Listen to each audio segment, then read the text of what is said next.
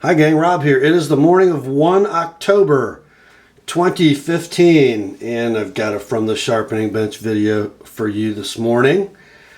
And this is a sharpening job that was rather daunting, I must say. The knife in question is a Brian Tighe Rade, and I believe according to Brian's website this is the Tighe Rade HD, featuring a compound ground, mirror polished primary bevel 4-inch blade as he advertises it, 3 7/8 by my tape measure. A beautiful drop point blade of RWL 34 steel. RWL 34 is not super familiar to us Americans. It is a French steel, and I think is the chemical equivalent of 154 CM, although it is a powdered metal steel, so perhaps closer to CPM 154. It does, I really appreciate the steel choice because look at the polish that it takes. We're going to break out a brand new blue microfiber cloth today because boy, this mirror polished steel does show everything. And I don't want to introduce any new scratches or blemishes. This one comes to me from my sharpening customer Jason. And before I get into the knife, let me explain why it's here. There are many things Brian Tighe does well. The final edge would not be one of them. It wasn't particularly sharp and it wasn't particularly good looking. So let me show you what we ended up with.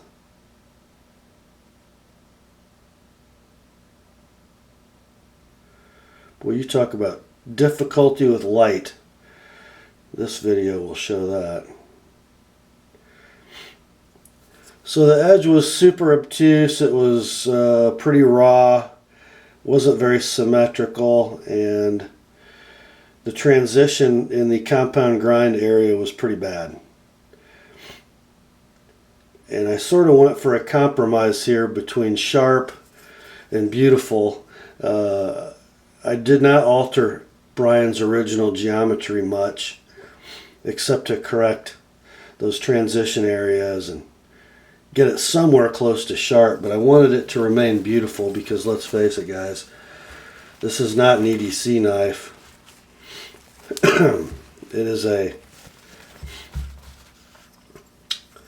It's a piece of sculpture with an edge on it. So the knife is, as I said, sporting a 3 7/8 inch blade. It is the 4-inch version of the Tighe Rade. And this is the custom Brian Tighe version. This video is being produced shortly after the release of the Columbia River Knife and Tool production version of the Tighe Rade. So let's not be confused. This is Brian Tighe's full custom Tighe Rade HD. The handle is about 5 3/16 inches long. The blade stock is 3/32 of an inch, so about 153 or 4 thousandths thick. And both titanium handle scales are also 3/32 of an inch thick. So it makes a very slim package in pocket. It's a flow-through design with very cool standoffs, and it features a button lock. Yeah, the same type of a lock that's used on many auto knives, because not only is it a very strong lock, it also is very easy to integrate into a locking system, both open and closed for an auto knife. And it's an easy release. As you notice, the knife has both thumb studs and a flipper. And the flipping action is, well, frankly, it's much preferable to me to most titanium frame lock flipper designs because the detent is not an abrupt ball. If you can watch the button of the lock. That's good, I hit my tripod there. But if you watch the button of the lock, I'm trying to get this in an orientation where it'll flip without running into anything. As the flipper tab is depressed, you see the button move slightly downward toward the frame. As it interacts,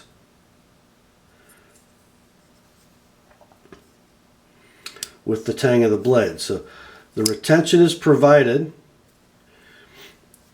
by the spring in the button. So it's a very soft, although plenty adequate detent. Plenty adequate for flipping, especially since the knife is on bearings. I believe they're not IKBS in this model. I believe they're I believe on Brian Tighe's website he calls them an STBS bearing system. Not quite sure what that means, but they are super smooth ball bearings. Notice the knife doesn't make a lot of noise. It has a very dampened feel and sound when you're opening it. Almost like it's hitting a rubber snubber, but it's really not. This has a very soft sound and feel when it contacts its stops. I really kind of like it. Although it is right hand tip up carry, even with the button lock on the offside, it's a very easy knife to manipulate left-handed.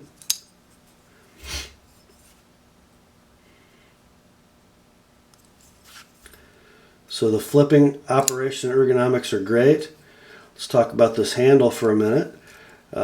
Very, very intricate milling. And I believe Brian uses CNC technology to do that. You'll see a lot of Brian Tighe customs out there, even in this model, where he mills the primary bevel of the knife with parallel grooves. I believe on the Tighe Rade, the compound ground version, they'll be vertical back here in the hollow ground recurve area, and then they're parallel to the cutting edge out in the belly, which is kind of interesting. I guess if I were going to own one of these, I would own this one, the smoothly and mirror polished ground version. So a couple characteristics of Brian Tighe knives. Usually we'll get this super cool milling, and notice as you're looking at the vertical milling on the relieved areas of the flats, and then a more organic curved milling on the bronze anodized recessed areas of the handle.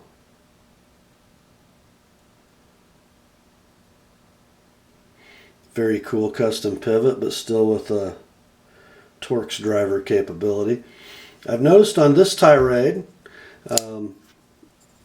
the button lock is sort of conventionally designed, almost flush with the satin finished flats and situated in a recess, so it's not accidentally depressed. A lot of Tighe Rades I've seen in several other Brian Tighe knives, that button is kind of sticking up in a vulnerable position. I really prefer this design. The Tighe Rade, although a full custom, has been made available on online retailers' websites like Blade HQ. Whether you look at their pricing or Brian's pricing, this model sells for only $600.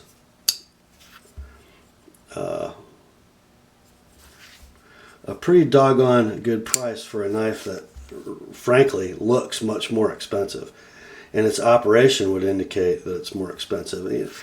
I'm not a big custom knife guy. In fact, at this point I don't own one.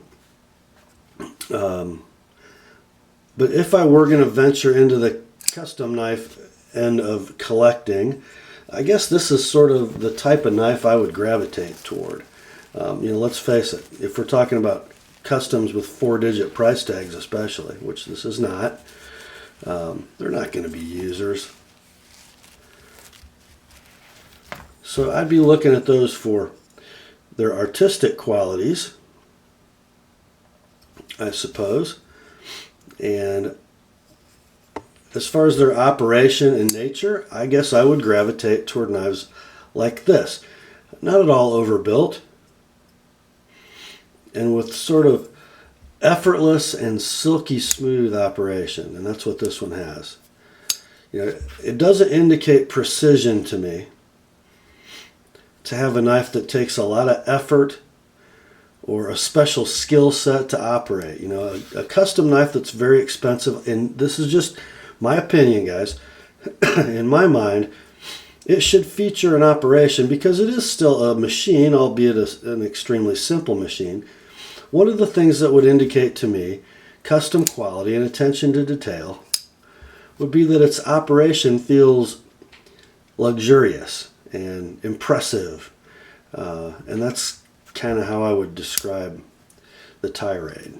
It's not, doesn't make a lot of noise. It doesn't require a big callus on your thumb or your index finger to use it. It just kind of goes almost by itself. Let's kind of re-examine ergonomics. In a saber grip, it's very natural. And you guys know I'm not big on finger grooves or a knife handle telling your hand where it has to be, but at least in the saber grip, where this knife tells my hand to be is just fine with me.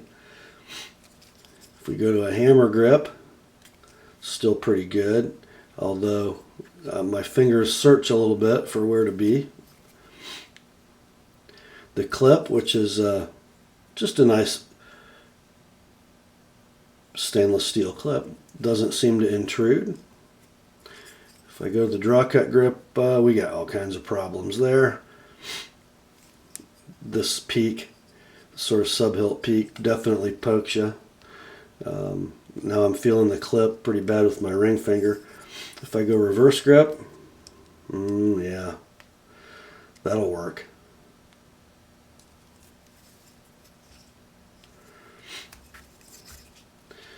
We use the samurai grip. Very good. The index finger just sort of lies nicely down the finger guard and the flipper tab. Pretty darn good. And this knife, unlike, in fact, I couldn't find a picture of this particular detail on any other Tighe Rade, but it has a forward finger choil, which makes that first recurve edge a little easier to sharpen, and then lets the hand come forward, and the thumb lies nicely on the spine forward of the thumb ramp, and there we go. You're probably wondering why I haven't tried to buy this knife from Jason. Well, of course, $600 for a knife isn't in the budget right now. But if I were in the market, this would be a contender. Let's just take some macro video, and you can appreciate the precision in both CNC machining and hand finishing by Brian.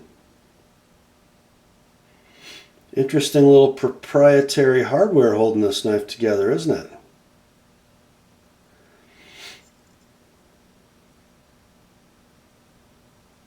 That bronze ano is beautifully consistent. Oh, I got a fingerprint. Doggone ya. That's not good when we're macroing. Okay.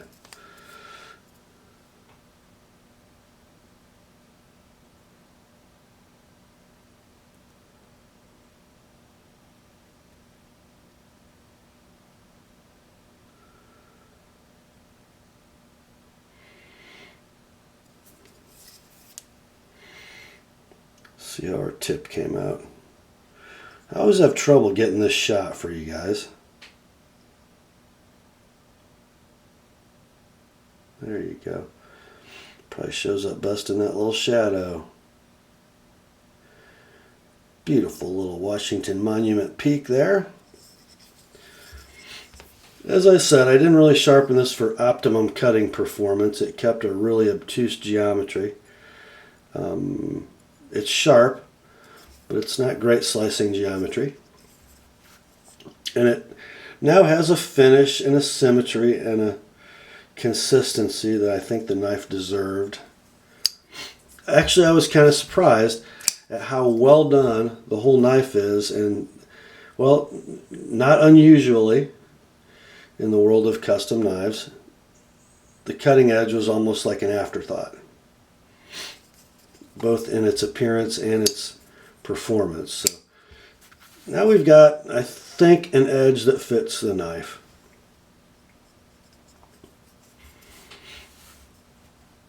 By the way, if you guys want a little snippet of Brian Tighe, the guy, check out CRKT's YouTube channel. They've got a Meet Your Maker video with Brian, and then they've also got him presenting the production version of the Tighe Rade. He kind of looks like a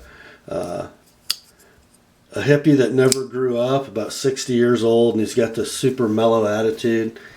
When you look at him, you would never think that this is a guy who, produces beautifully artistic and precise custom knives, which I think makes his products, his creations, all the more interesting.